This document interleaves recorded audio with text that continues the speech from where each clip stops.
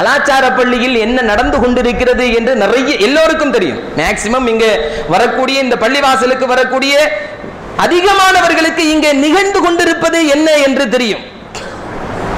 ஆனாலும் நிர்வாகம் போக சொல்லிட்டா போயிட வேண்டியதானே. ஒரு காலத்தில் இமாம்கள் விமர்சிக்கப்பட்டார்கள். இவனெல்லாம் சத்தியத்தையே சொல்றதில்லை, உண்மையை போட்டு உடைக்கிறது இல்லை. உண்மை அது உடையக்கூடிய விஷயமா? உண்மை பாதுகாக்கப்பட வேண்டிய விஷயம். நம்ம அப்படி சொல்றது உண்டு. இவனெல்லாம் உண்மையை சொல்லாததுனாலதான் சமுதாயத்தில் புது புது அமைப்புகள் இயக்கங்கள் எல்லாம் வருது. மௌலூதையும் ஃபாத்தியாவையும் ஓதிட்டு இவனோ பொழப்பையும் பார்த்துட்டு இவன் அலையிறான் என்கிற விமர்சனம் இருக்குதா இல்லையா சமூகத்தில்? அதற்கப்புறம் இவனுக்கு என்ன தேவையா? எவன் குடிச்சா என்ன, எவன் பொண்ணு பிடிச்சா என்ன, எவன் எந்த கிளப்பில் போய் ஆடுனா இவனுக்கு என்ன? இவன் ஜும்மாவுல குர்ஆனையும் ஹதீஸும், இவன் சொல்ற குர்ஆன் ஹதீஸ் எனக்கு என்னன்னு இதுவரைக்கும் பிடிபடவே இல்லை. மதுவை அனுமதிக்க வேண்டும் என்று ஏதாவது குர்ஆன் ஹதீஸ் சொல்கிறதா? விபச்சாரத்தை அனுமதிக்க வேண்டும் என்று ஏதாவது குர்ஆன் ஹதீஸ் சொல்கிறதா? கிளப்புகளில் நடத்தப்படுகின்ற கூத்துக்களை ஆதரித்து பேச வேண்டும் அல்லது கண்டுகொள்ளாமல் இருக்க வேண்டும் என்று ஏதாவது குர்ஆன் ஹதீஸ் சொல்கிறதா? சீட்டி என்ற பெயரில் வட்டியை பகிரங்கமாக நடத்தி கொண்டிருப்பவனை கண்டுகொள்ளக் கூடாது என்று ஏதாவது குர்ஆன் ஹதீஸ் சொல்கிறதா? அப்ப என்ன மானங்கெட்ட பேச்சு இது? இவன் குர்ஆனையும் ஹதீஸையும் சொல்லிட்டும் போயிட வேண்டியதானே. குர்ஆனை ஹதீஸை விளங்காதவர்கள் பேசக்கூடிய பேச்சு, அது என்ன பேச்சுன்னு தெரியல.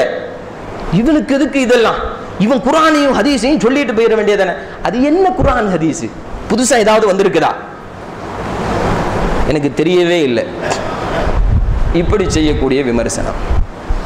யதார்த்தத்தில் இங்க என்ன நடந்துட்டு இருக்குன்னா, தம் அடிக்கிறத பத்தி பேசினா தம் அடிக்கிறவங்களுக்கு கோபம் வரும். அதனால அதை பேசாம இருக்க முடியுமா? இங்க 1200 பேர் வராங்கன்னா ஒரு 500 பேர் தம் அடிக்கக்கூடியவங்க. அப்ப 500 பேரும் சொல்லுவான் இமாம் இங்க பேசக்கூடாது. அப்ப என்ன செய்யணும்? அடுத்த இமாம் அப்பாயின்மெண்ட் பண்ணும்போது இங்கு புகைப்பிடிப்பதை பற்றி நீங்கள் பேசக்கூடாது. இதுதான் இந்த சமூகம் சொல்லக்கூடிய நியாயம். பெரிய தாடியை வச்சிருக்கிறான், பெரிய அமைப்புகள்ல உட்கார்ந்து இருக்கிறான், அவன் சொல்ற நியாயம் இதுதான். என்னது? மக்களுக்கு பிடிக்காததை இமாம் பேசக்கூடாது. இப்படிதாங்க இருக்குது நியாயம்.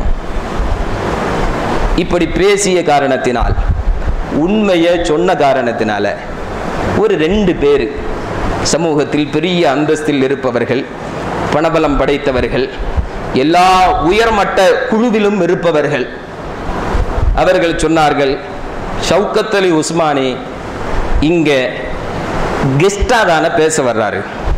அவரு கெஸ்டா தானே பேச வர்றாரு, அவர் இங்க வேலை பார்க்கலையே, அதனால அவர் மட்டும்தான் பேச வேண்டுமா?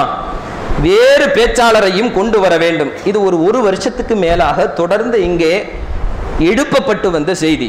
சும்மா ஏதோ 1 மாசம் 2 மாசத்துக்கு முன்னால் நடந்ததுன்னு நினைக்காதீங்க. நீங்கள் விளங்கி கொள்ள, உங்களை விளங்க வைக்கணுங்கிற நோக்கம் இல்லை, இருந்தாலும் விளங்கி கொள்ள வேண்டும் யதார்த்தம் என்ன அப்படிங்கிறதுக்காக வேண்டி சொல்றேன்.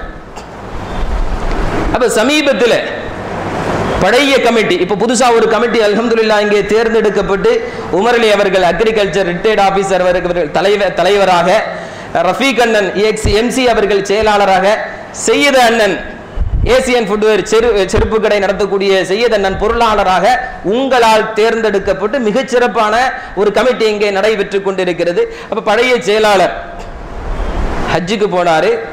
இந்த நேரத்தில் இங்கே பொறுப்பை எடுத்து கொண்டு வந்த சில பேர்கள் இவர் இங்கே பேசவே, இங்கே மாற்றி மாற்றி பேச வைக்க வேண்டும் என்ற ஒரு தீர்மானத்தை கொண்டு வந்தார்கள். அப்படி ஒரு தடவை குளச்சலிலிருந்து வந்த ஒரு மௌலவி இங்கே பேச வந்த நேரத்தில் என்ன நடந்ததுன்னு உங்களுக்கு தெரியும். கடைசி வரையிலும் வேறு ஒரு ஆள் பேசுவதாக சொல்லப்பட்டு கடைசி நேரத்தில் மாற்றதுனால இங்குள்ள மக்கள் பயந்தார்கள். வேறு கொள்கை உடையவர்கள் இங்கே வந்து பேசி வேறு ஏதாவது குழப்பம் வந்து விடக்கூடாது. ஏனென்றால் இந்த மாவட்டத்தில் அனைத்து இயக்கத்தவர்களும் வந்து தொடக்கூடிய பள்ளிவாசல் இந்த பள்ளிவாசல் மட்டும்தான். அப்படித்தானா இல்லையா? இங்கே பாப்புலர் ஃப்ரண்ட் மக்கள் வருகிறார்கள், வைகரை வெளிச்ச மக்கள் வருகிறார்கள், தமுமுக மக்கள் வருகிறார்கள், முஸ்லிம் லீகை சார்ந்தவர்கள் வருகிறார்கள், ஐஎன்டிஜேயை சார்ந்தவர்கள் வருகிறார்கள், தமிழ்நாடு தௌஹீத் ஜமாத்தை சார்ந்த சிலர்களும் வருகிறார்கள், ஜாக் அமைப்பை சார்ந்த பெரும்பான்மையானவர்கள் வருகிறார்கள், சுன்னத்து ஜமாத்தை சார்ந்த அதிகமானவர்கள் வருகிறார்கள்.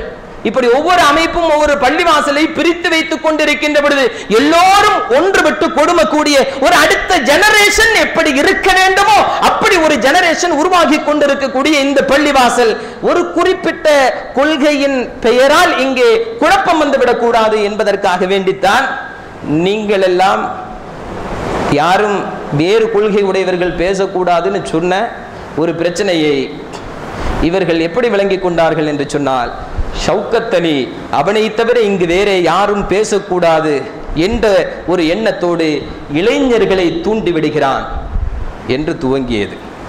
அந்த பிரச்சனைக்கு பின்னால் ஒரு பேச்சுவார்த்தை நடத்தப்பட்டது. என்ன தெரியுமா? ஹஜ்ஜிக்கு சென்றிருக்கக்கூடிய பழைய செயலாளர் வருகின்ற வரையிலும் நீங்கள் கொஞ்சம் ஒத்துழைக்க வேண்டும், மாற்றி மாற்றி சில பேர்களை பேச வேண்டும் என்று நாங்கள் தீர்மானத்தில் எழுதியிருக்கிறோம். அப்ப நான் சொன்னேன், வேறு கொள்கை உடையவர்கள் வந்து இங்கே பேசுகின்ற பொழுது என்னால் இங்கே அமர்ந்திருக்க முடியாது. ஒரு 20-30 பேர் இருக்கும் அந்த பேச்சுவார்த்தையில். அப்பொழுது சொன்னேன் பழைய தலைவரிடத்திலே, நீங்கள் இப்பொழுது சொல்லுங்கள், நான் போயிடுறேன்.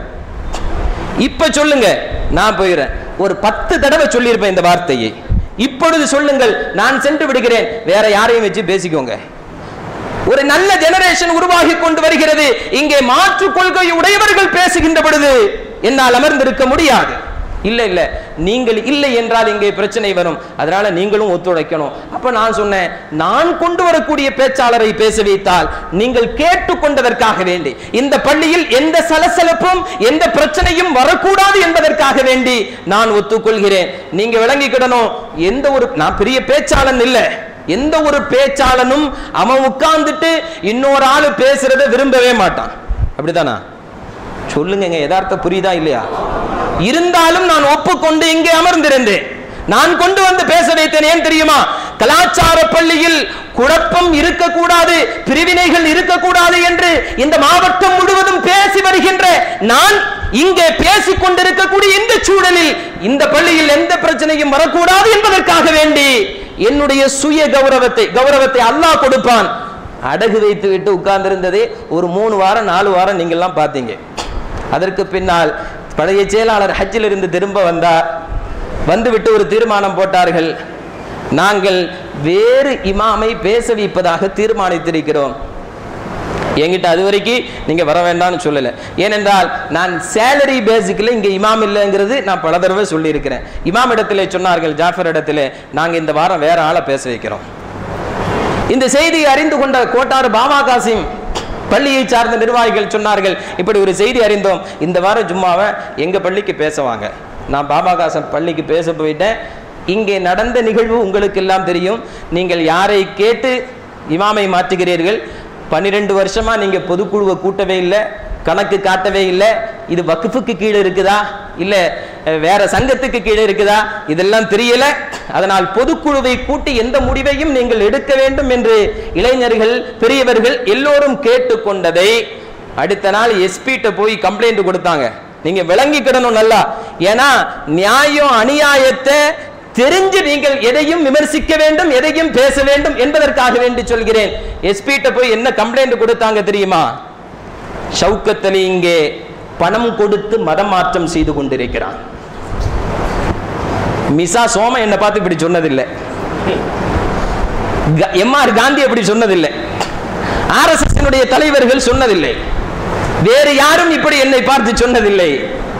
இந்த மாவட்டத்தினுடைய அனைத்து உயர்மட்ட முஸ்லிம்கள் சிறுபான்மையினர்கள் சம்பந்தப்பட்ட பொறுப்பில் இருந்து கொண்டிருக்கக்கூடிய இந்த பள்ளிவாசலுடைய பழைய நிர்வாகிகள் இந்த மாவட்ட கண்காணிப்பாளரிடத்திலே கொடுத்த புகார், ஷவுக்கத் அலி வெளிநாட்டிலிருந்து பணம் பெற்றுக்கொண்டு இங்குள்ள நிறைய இளைஞர்களை மதம் மாற்றம் செய்வதோடு இளைஞர்களை மூளை செலவை செய்து வேறு அமைப்புகளுக்கு இழுத்துக் கொண்டிருக்கிறார். அப்படின்னா 4 வருஷம் வேடிக்கை பார்த்துட்டு இருந்த இவங்கெல்லாம் நான் இதை செய்து கொண்டிருக்கிறேன் என்று சொன்னால் 4 வருடங்கள் வேடிக்கை பார்த்து கொண்டிருந்த அந்த பழைய நிர்வாகத்தை என்ன செய்யறது? அதை கூட யோசிக்கவில்லை. ஒருவனை வேண்டான்னு சொன்னா என்ன விஷயம்? மதுவை பற்றி பேசியது, விபச்சாரத்தை பற்றி பேசியது. இந்த சமூகம் சொல்கிறது, உண்மையை ஆலிம்கள் உடைத்து பேசவில்லை, ஆலிம்கள் உண்மையை உறக்க பேசினால் அவன் தீவிரவாதியாக சித்தரிக்கப்படுகிறான். யாரால? நிர்வாகிகளால், சமூகத்தில் பெரிய அந்தஸ்தில் இருப்பவர்களால். அடுத்து நம்ம மக்கள்லாம் போய் உடனே வேறு கம்ப்ளைண்ட் கொடுத்தார்கள். இங்கே என்ன நடந்துட்டு இருக்கோ அதை அப்படியே சொன்னார்கள். டிஎஸ்பிகிட்ட போச்சு பேச்சுவார்த்தைக்காக வேண்டி. பேச்சுவார்த்தைக்கு சென்று அந்த நேரத்திலும் சொன்ன விஷயம் என்ன தெரியுமா? இங்கே நிறைய கலெக்ஷன் பண்ணுறாங்க, எங்கிருந்தெல்லாமோ இங்கே பணம் வருகிறது, இங்கிருந்து மேலப்பாளையத்திற்கு பணம் பட்டுவாடா செய்யப்படுகிறது, ஏர்வாடிக்கு பணம் பட்டுவாடா செய்யப்படுகிறது. இந்த வாரம் கூட மேலப்பாளையத்திலிருந்து 30 பேர்கள் இங்கே வந்து பிரச்சனை செய்தார்கள். அப்படி யாராவது இருக்காங்களா? வேன்ல வந்து பிரச்சனை செய்யக்கூடிய அளவிற்கா கலாச்சார பள்ளி இருக்கு. மேலப்பாளையத்திலிருந்து ஆளை கொண்டு வந்தான். சகோதரர்களே, ஒரு விஷயத்தை விளங்கிக்கிடுங்க. நாம இந்த பள்ளிவாசலுக்கு வந்த புதுசுல இஹ்சான் அப்படிங்கிற ஒரு கூட்டு தொழிலை, எப்படி கிழக்கிந்திய கம்பெனி உருவானதோ அது மாதிரி முஸ்லிம்கள் பொருளாதார ரீதியாக வளர்ந்து நிற்க வேண்டும் என்பதற்காக வேண்டி இஹ்சான் அப்படிங்கிற ஒரு நிறுவனத்தை துவங்கினோம். தொடங்குற நேரத்தில் ரொம்ப நல்லா இருந்துச்சு. அப்புறம் அதிலே கொஞ்சம் கொள்கை பிரச்சனை வந்தது. கொள்கை பிரச்சனையின் காரணமாக சில விஷயங்கள், சில பேரோட கருத்து மோதல்கள் வந்ததன் விளைவு அந்த நிறுவனத்தை அப்படி என்ன ஒதுக்கிட்டு அந்த நிறுவனத்தை நடத்த வேண்டும் என்று நினைத்தார்கள். நிர்வாக குளறுபடியின் காரணமாக அது அப்படியே உட்கார்ந்து இருந்துச்சு. இந்த நேரத்தில் ஒரு செய்தியை பரப்பினார்கள். ஷவுக்கத் அலி உஸ்மானி ஒரு 50 லட்சம் ரூபாய் அடிச்சிட்டான். எதிலிருந்து? இஹ்சான்ங்கிற கம்பெனியில். அது மொத்தமே அதனுடைய இன்வெஸ்ட்மெண்ட் 50 லட்சம் ரூபாய் தான். நான் வசிக்கக்கூடிய பெருவிலையிலே சொன்னார்கள் 3 கோடி ரூபாய் அடிச்சிட்டான். என்னடா இது? அப்படி எகிரிக்கிட்டே போகுது. இது விளங்கணுங்கிறதுக்காக வேண்டி சொல்கிறேன். சும்மா உண்மையை பேசலன்னா நிறைய ஆலிம்கள் வாயை புத்திட்டு இருக்கிறது இதனாலதான். என்னிடத்தில் சொன்னார்கள், நாங்கள்லாம் பேசாம இருக்கிறோம் தெரியுமா, இதனாலதான். அல்லாஹ் பாதுகாக்க வேண்டும். உண்மையை உறக்க சொல்ல வேண்டிய கடமை நமக்கு இருக்கிறது. இன்னைக்கு அந்த இஹ்சான்கிற கம்பெனி நம்முடைய காஷ்மீர் ஆரஞ்சு கேஷுவல்ஸ் ஷஃபீக் ரஃபீக்னால அவங்க முதலீடு செய்து அந்த முதலீடு அப்படியே தான் இருக்குது. முதலீடு செய்து வள்ளியூர்ல ஒரு ஃபேக்டரி, நம்முடைய பூவப்பா என்று கோட்டாரில் இருக்கக்கூடிய ஒரு இன்ஜினியர் ஃபாஹிம் அவர்களால் கட்டப்பட்டு இன்ஷா அல்லாஹ் மிகச்சிறப்பாக அது நடந்து கொண்டிருக்கிறது. தொடர்ந்து அது நடைபெறும். அதனால இஹ்சானை பற்றி, இஹ்சான்கிற ஒரு கம்பெனியிலிருந்து அது கோயம்புத்தூர்ல தொடங்கி ஆலிம்சா லட்சக்கணக்கில் அடிச்சுட்டான் அப்படின்னு சொல்றத நீங்க வள்ளியூர்ல போய் அந்த மிஷனரிகளும் அந்த ஃபேக்டரி கட்டப்படுவதையும் வேணும்னா நீங்க பார்க்கலாம்.